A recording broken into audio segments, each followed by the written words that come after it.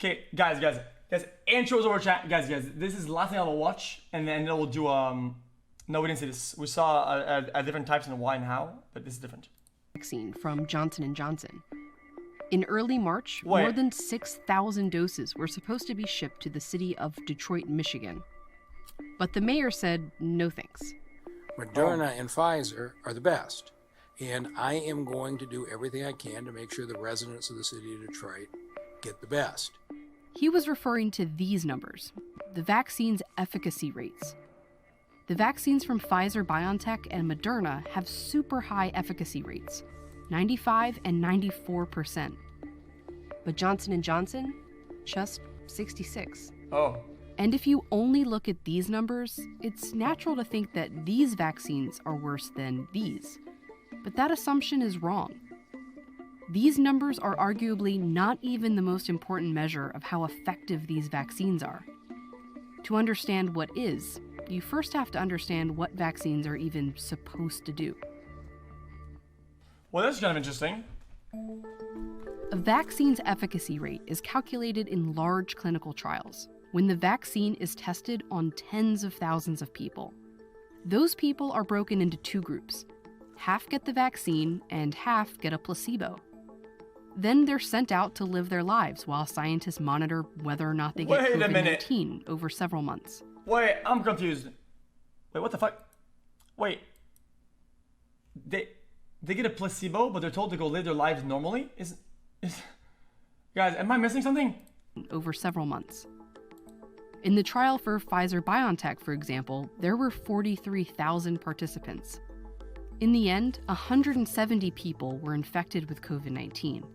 And how those people fall into each of these groups determines a vaccine's efficacy. If the 170 were evenly split, that would mean you're just as likely to get sick with the vaccine as without it. So it would have a 0% efficacy.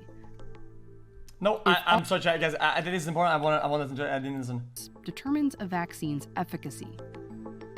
If the 170 were evenly split, that would mean you're just as likely to get sick with the vaccine as without it. So it would have a 0% efficacy.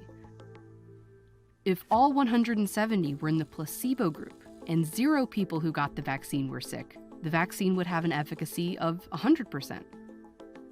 With this particular trial, there were 162 in the placebo group and just 8 in the vaccine group.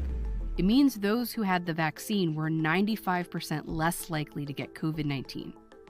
The vaccine had a 95% efficacy. Interesting. Now, this doesn't mean if 100 people are vaccinated, 5 of them will get sick.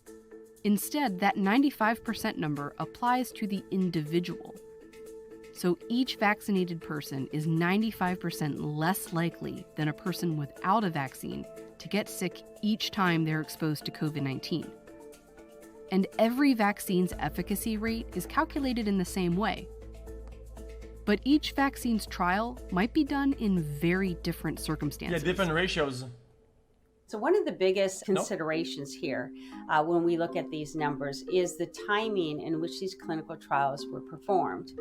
This is the number of daily COVID-19. Guys, this looks like science or whatever, and they don't know what they're talking about, but I feel like we're missing some. I feel like there's a part or something that is probably missing in this explanation. I think this is maybe too... Either it's that stupid or it's a little bit I don't know. Are we missing a part of something? Okay, I'll just watch the video. Cases in the US since the pandemic began. The Moderna trial was done completely in the US, here in the summer. The Pfizer BioNTech trial was primarily based in the US too, and at the same time. Johnson & Johnson, however, held their US trial at this time, when there were more opportunities for participants to be exposed to infections. And most of their trial took place in other countries, primarily South Africa and Brazil. And in these other countries, not only were case rates high, but the virus itself was different. The trials took place as variants of COVID-19 emerged and became dominant infections in these countries, variants that are more likely to get participants sick. In South Africa, most of the cases in the Johnson & Johnson trial were that of the variant, not the original strain that was in the US over the summer. And despite that, it still significantly reduced infections. If you're trying to make one-to-one head-to-head comparisons between vaccines, they need to have been studied in the same trial with the same inclusion criteria in the same parts of the world at the same time. If we were to take Pfizer and Moderna's vaccine and redo their clinical trial at the same time that we did J&J's clinical trial, we might see quite different efficacy numbers for those. These efficacy numbers really just tell you what happened in each vaccine's trial, not exactly what will happen in the real world. But many— Wait, hold up. What is that? Hold up. I saw something in chat that was really weird. Because Moderna gang, what the fuck is that emote, dude? What is that? Many experts argue this isn't even the best number to judge a vaccine by anyway, because preventing any infection at all is not always the point of a vaccine. The goal of a vaccine program for COVID-19 is not necessarily to get to COVID-0, but it's to tame this virus, to defang it, to remove its ability to cause serious disease, hospitalization, and death. It helps to look at the different outcomes of an exposure to COVID-19 like this. The best case scenario is you don't get sick at all. The worst case is death. In between, there's being hospitalized, severe to moderate symptoms, or having no symptoms at all. In the absolute best circumstances, vaccines give you protection all the way to here. But realistically, that isn't the main objective of COVID-19 vaccines.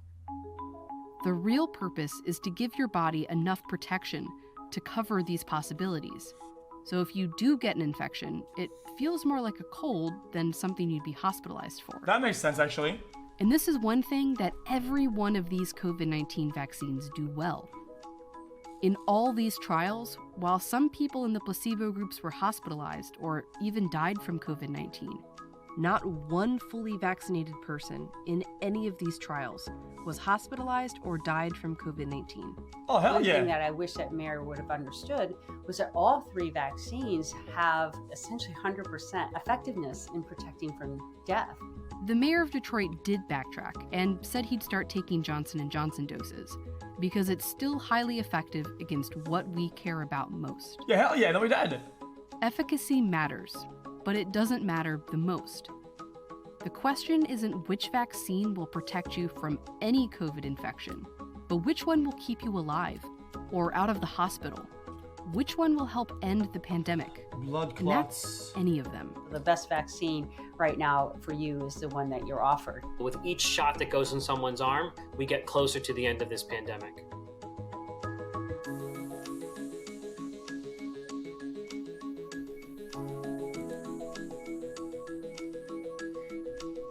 You don't buy it?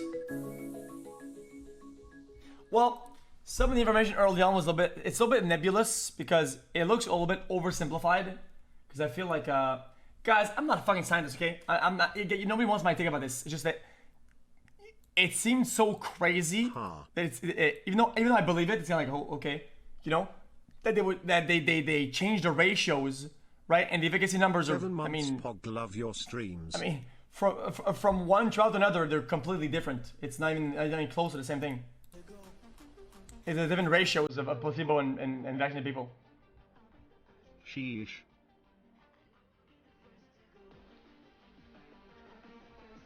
But then it made sense.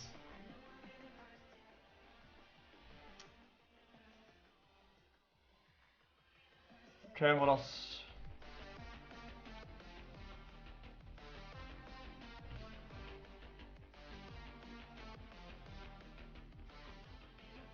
The more vaccines 7 minutes here and then watching from mainstream media. Okay. Yup, cock.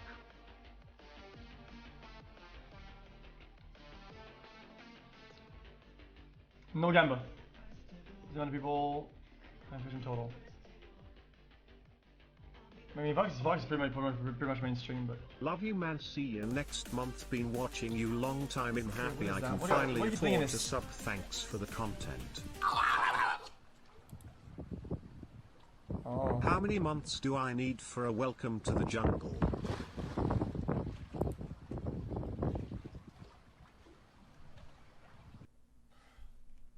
Watch out. I think it's cool to watch educational shit sometimes, but you know, everybody gets so mad about everything. It's crazy.